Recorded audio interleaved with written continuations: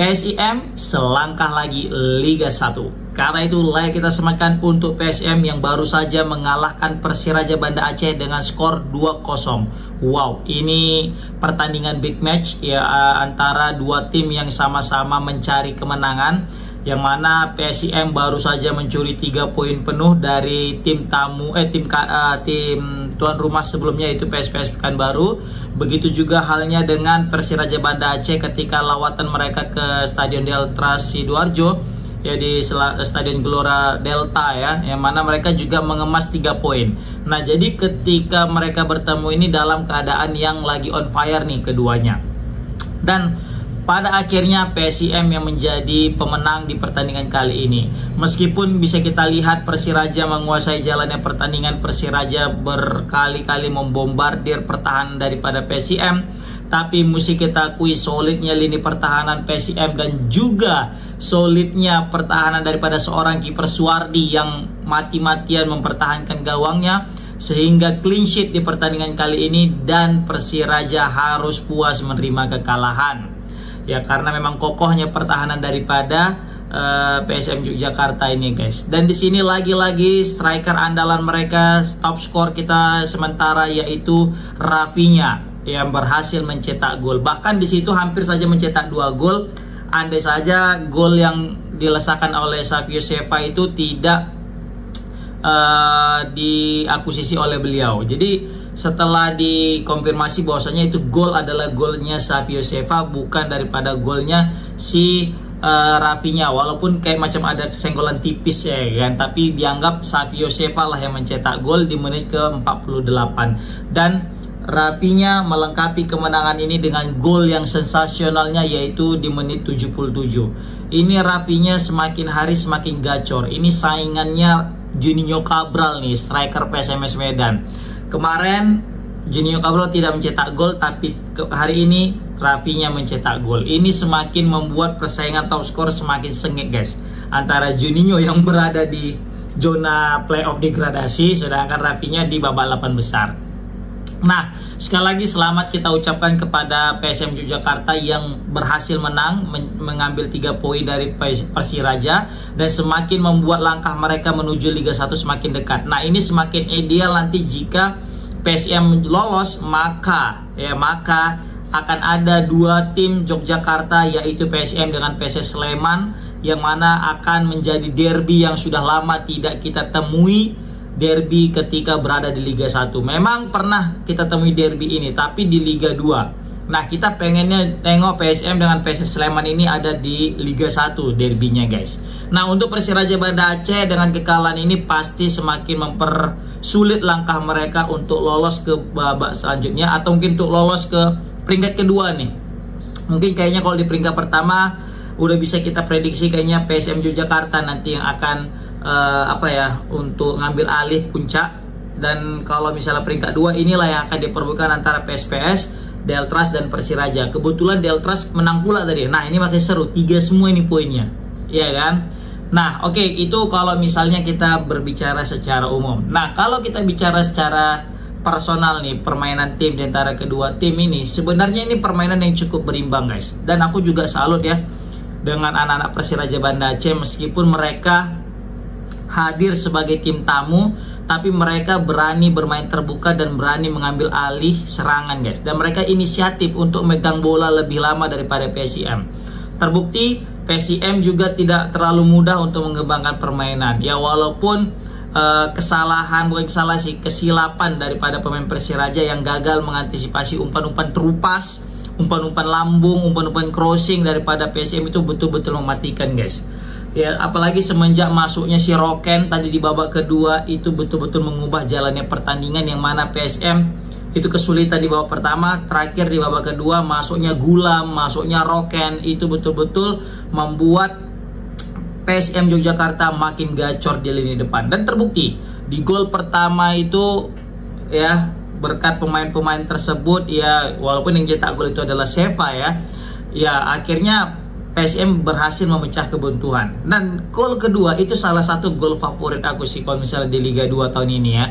Bagaimana itu kerjasama tim yang cukup apik ya, yang mana dimulai dengan pergerakan Gulam, itu asli pergerakan Gulam itu betul-betul kayak apa ya, pemain-pemain kelas Eropa ya, pergerakannya putar balik. Terus ini mengingatkan aku golnya PSMS Medan melawan Persib Bandung ketika mainnya di Stadion Siliwangi ketika tahun 2000 berapa tuh ya, masih ada Drake Mekolo sama Aliandro Tobar ya, Saktion Sinaga, kipernya Markus, seperti itu guys, zaman-zaman dahulu lah.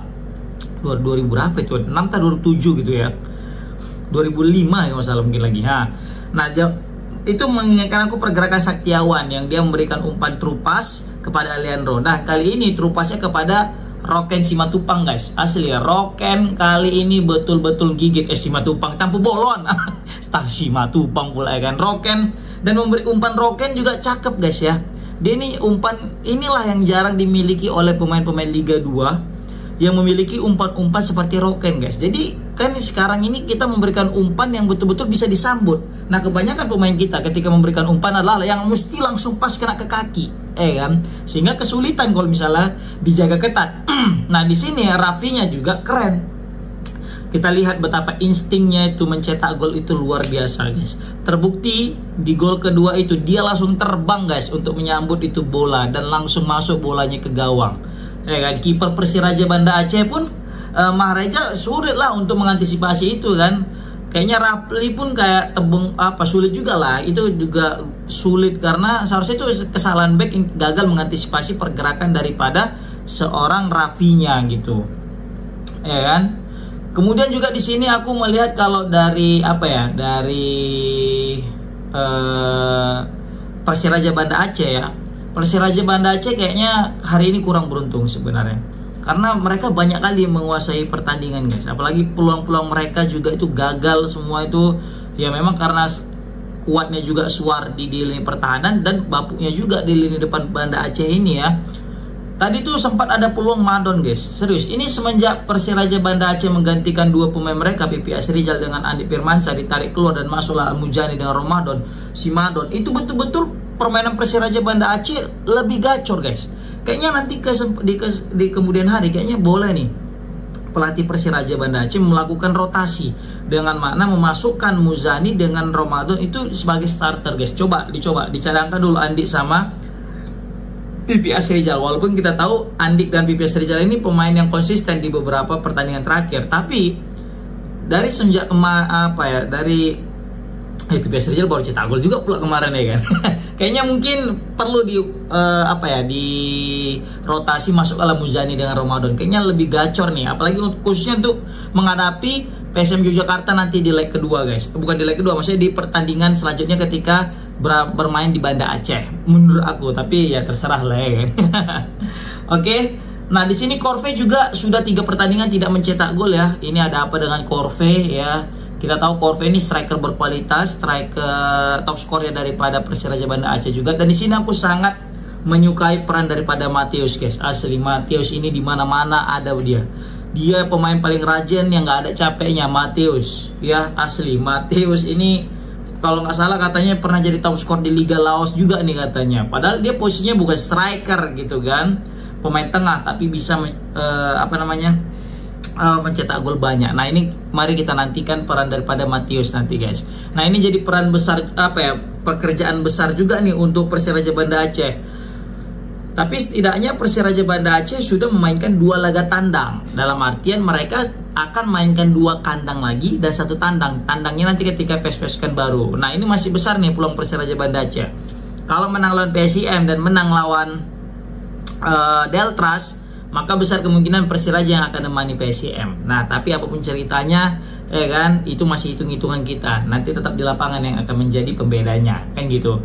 Ini Hamdi juga, ya kan, Miftahul Hamdi belum juga kelihatan seperti bagaimana di pertandingan sebelumnya ketika menghadapi Deltras dengan gol cantiknya, ya kan. Pokoknya ya mungkin bisa kita bilang bukan harinya lah ini Persiraja Banda Aceh, ya kan, bukan harinya. Sama kayak lawan PSPSkan baru menyerang terus tapi bukan harinya.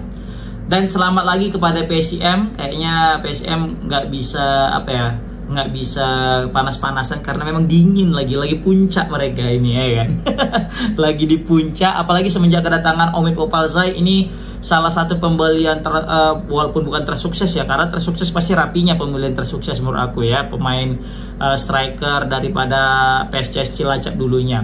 Tapi setidaknya dengan hadir Omid Opalzai itu bisa kita lihat aliran bola itu lebih lancar guys ke lini depan, karena memang kombinasi Omid dengan Rapinya ini cukup apik selain daripada Seva ya.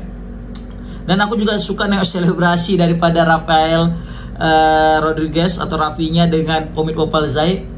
Apa kali ya kan selebrasinya sampai jatuh-jatuh gitu ya kan. Oke lah, komen di kolom komentar guys, gimana pendapat kalian guys tentang pertandingan Persiraja Banda Aceh dengan PSIM Yogyakarta yang dimenangkan PSIM. Dan semangat untuk Persiraja, dan selamat untuk semangat untuk Persiraja Banda Aceh, dan selamat untuk PSM Yogyakarta. Oke, assalamualaikum warahmatullahi wabarakatuh.